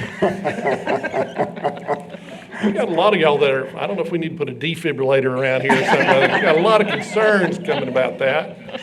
Anyway, Shirley, if you don't mind, if I impose, I'll start asking the council if they have any questions. Okay. Mr. Hebert? No. I think we had some suggestions in our background information as to individuals. They all look good to me, so that's my comment. Mr. Self? No, sir, I don't have anything. Harry Thomas? Well, I think it's a good idea. As Aaron said, 10 years goes by pretty quickly, so let's try to get some things done, and if we work out, and you said it appropriate, Mayor, and that is sometimes there's some disconnect between the Tiers group and the council, not knowing which direction they're going in and possibly them not knowing which direction the council is going to go in. So I support this. All right. Patrick? Karen? Any questions? Mary? Mayor, they do have some suggested names. My recommendation Absolutely. is cover those names and maybe establish it now. If y'all have some suggested names, now it's time to bring it forward. So yes, from the Tiers Board, we would have Shirley Spears, we would have Breanne Killiam, and Mr. Joe Spano. From City Council, Mr. Patrick Keeley, Mr. Harry Thomas, and then Mr. Tom Thompson. Unless, Mayor, you've got a full schedule and you need to suggest another name. On the business, the citizen side, Michelle Babish, who's been a great downtown supporter, receiver of Tiers. I'm trying to think who the other two were now. There was one that was the president-elect of the real estate, Yeah, Monica Ramos on there as well. and then Monica, yes, And Monica Tiffany. Ramos with Downtown San Angelo, who's been a critical piece of Tiers. Downtown San Angelo was critical of piece of Tiers, and then Tiffany Sellers, President-elect. president-elect. Just a of the- real quick comment, if I'm going to be on this particular committee, I will not be in town on June 26th. Okay. Now, most of the rest of these dates, I've got my calendar already, so, but Yes, sir. I'll be in Kansas City soon. Yes, sir. Daniel, do you have any staff comments that you want to put? No, I think that, I think it's a wonderful idea because we have been debating and talking about the tiers and really to get some really great direction. This is a wonderful idea. And as far as the names, I don't have any issue with any of these names. I think they're great names, so. Tiers Board was Shirley, Brittany, and Joe Spano. Do we need to make any type of decision here other than say we're in support? We don't need to vote on this, do we? Well, you're creating the committee, though. I mean, this is an opportunity to create that committee. Yeah, it would be consensus by council to approve the. All right. So could I have a motion? Someone, First by Harry, I'll second it. second by Tommy. Any public comment? None. With none, all in favor say aye. Aye. Any opposed? Motion carries 7-0. Thank you very much. all of Thank you, Shirley, appreciate it. All right. Nice job, Aaron.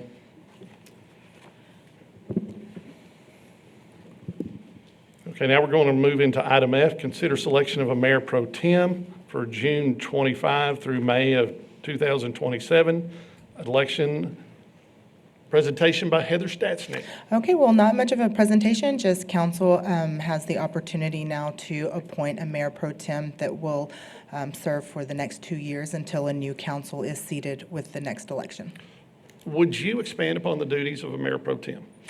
So the mayor pro tem basically is like a vice, sits in for the mayor when the mayor is not available, or if, something were to happen long-term, and to fill that time until a new mayor is elected. And he will cover for, or they will cover for the mayor in any absence. Correct. That can go for being chair at a meeting, social events, signing any documents that the mayor needs to sign. Okay. And I'll start off with a little history on the pro tem. We have alternated it historically. The past 8 years, we've alternated it every two to typically the senior person on there or somebody that has not already served as a mayor pro tem. With that in mind, I would like to suggest first for it to be Tommy Hebert. Tommy Hebert is completing his final 2 years on council. And I think Harry has already been a mayor pro tem. Everybody else has opportunities for 2, 4, and 6 more years. And with that, I'd like to make a motion for it to be Tommy Hebert. second. And I have a second by Harry Thomas. Okay. Is the rest of council amenable to that? So say, is there any objections to that? Is the discussion good? Tommy, are you amenable with that? Do you have a choice in it? Yeah. You know what? It's that position is probably going to be used a lot more than it has been. Brenda was great on her attendance, and I can only think of twice in Brenda's tenure, once with Lane and once with me, where she was not here. Mayor, I can tell you that Tommy filled in at Goodfellow Air Force Base just recently. I thought he did a wonderful job presenting the key to the city on behalf of the mayor, so good job there. So. I'll clean up after you, Tom. There's a line of carnage behind there. All right, with that, with all those in favor, say aye. Aye. Any opposed? Passes 7-0 for Tommy Hebert to be mayor pro tem. Go to item G, consider appointment of city council members to boards and committees.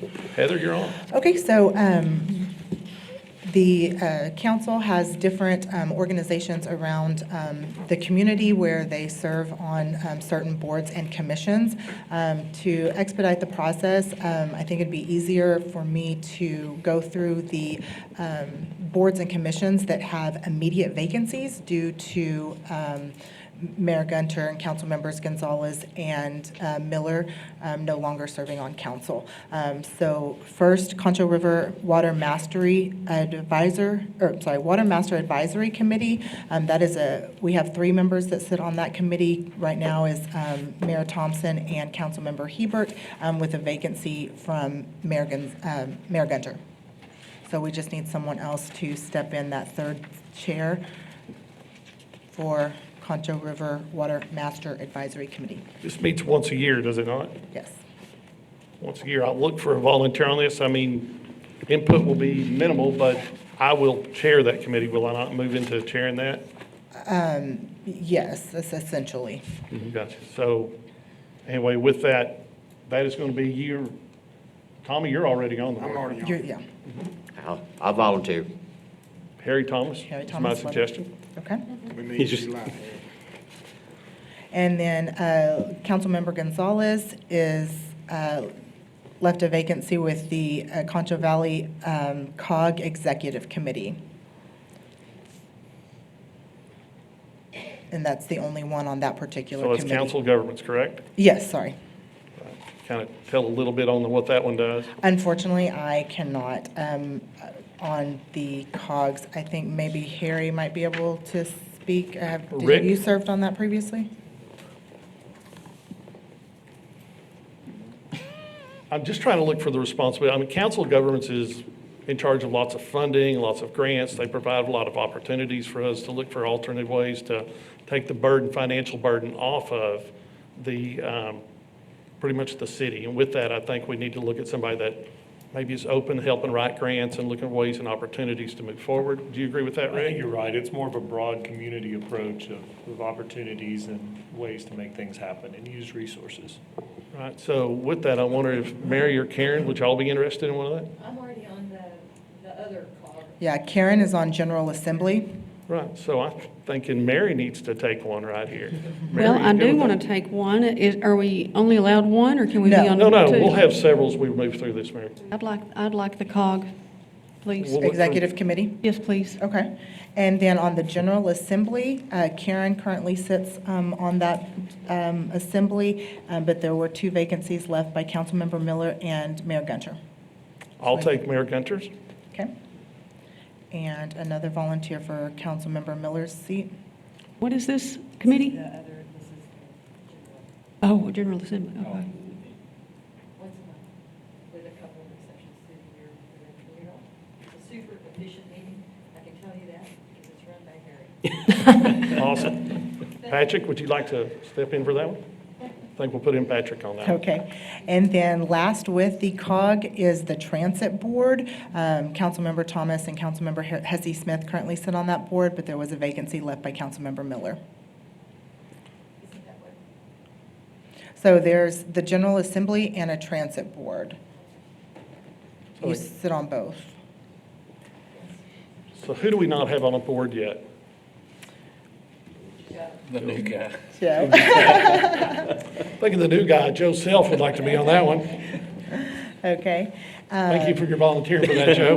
Okay. And then a vacancy left by Mayor Gunter on the I-14 Gulf Coast Strategic Highway Coalition. So let me ask Daniel on this. We've had discussions. Some of these councils or some of these boards and commissions, they expect a mayor to be in that position. If that is the case, I understand that. And we will follow suit on those. I know that's been the way on the 27. Mayor has a lot more influence to have the mayor represented on Okay. on that I-14.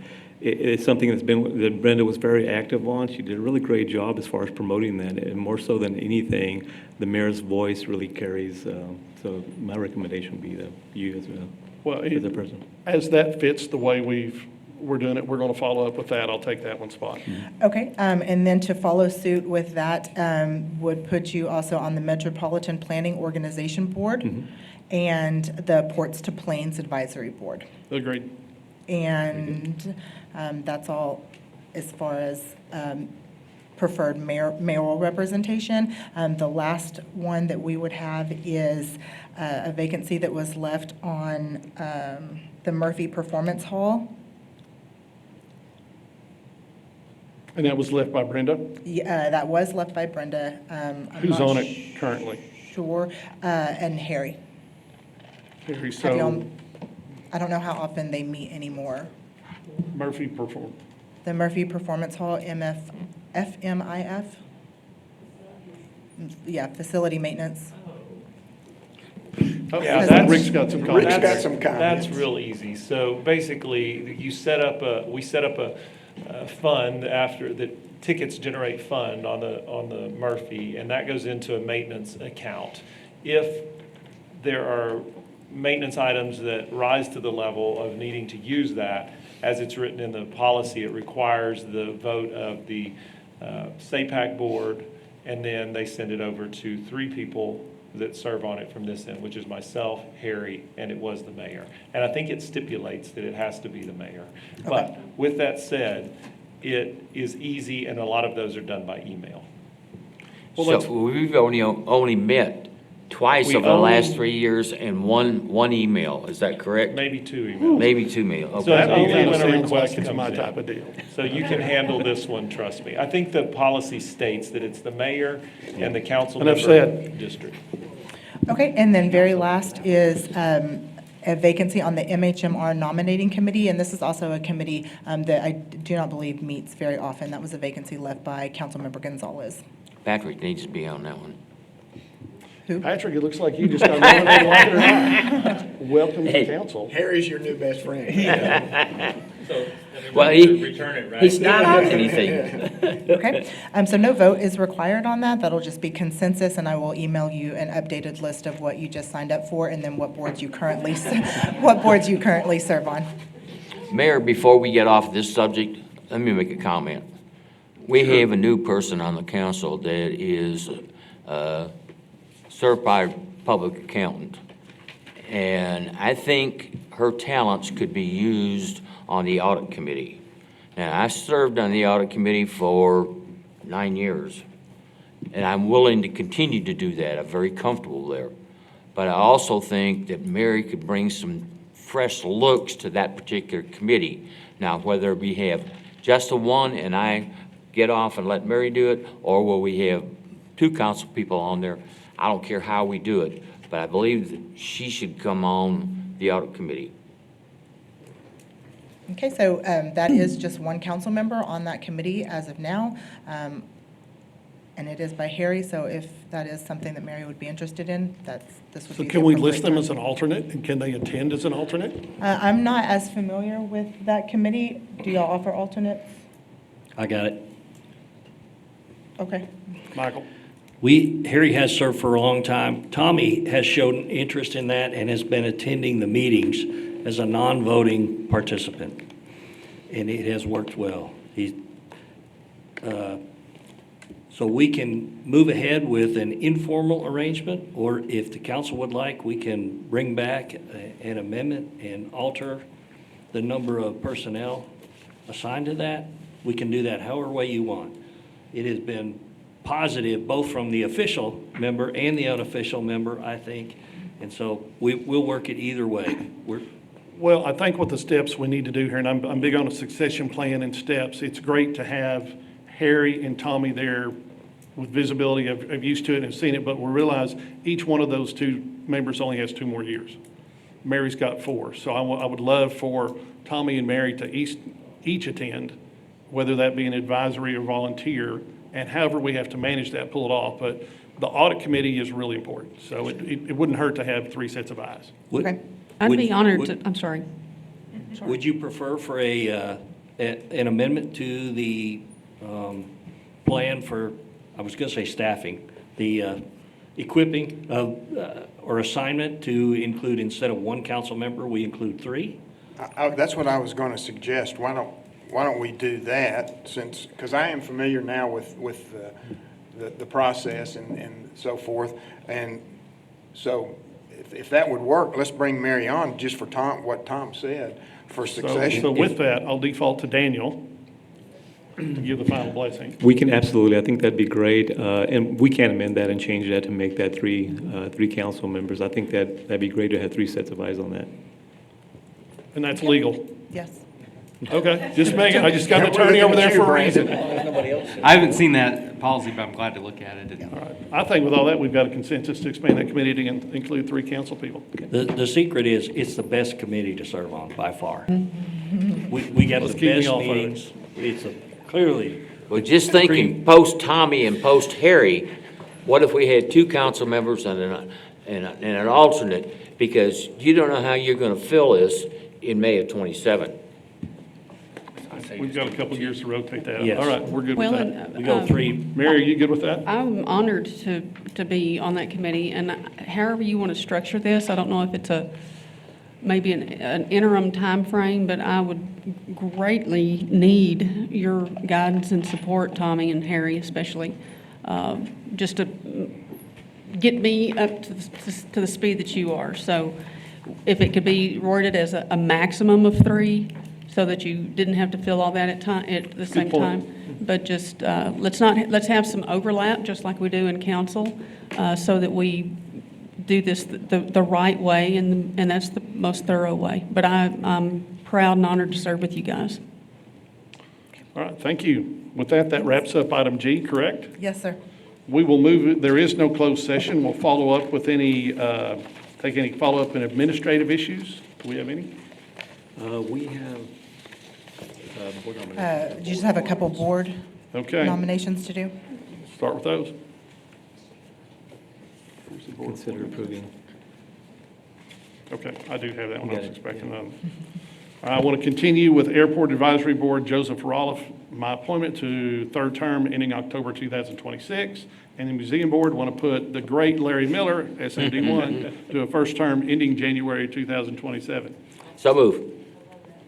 I have a first from Harry. Second. Second from Tommy. All those in favor say aye. Aye. Item C, announcements of any future agenda items somebody would like to bring up? With none, I'll take a motion to adjourn. So moved. Second. I have a first and a second. All those in favor say aye. Aye. We will close this meeting at exactly 10:29.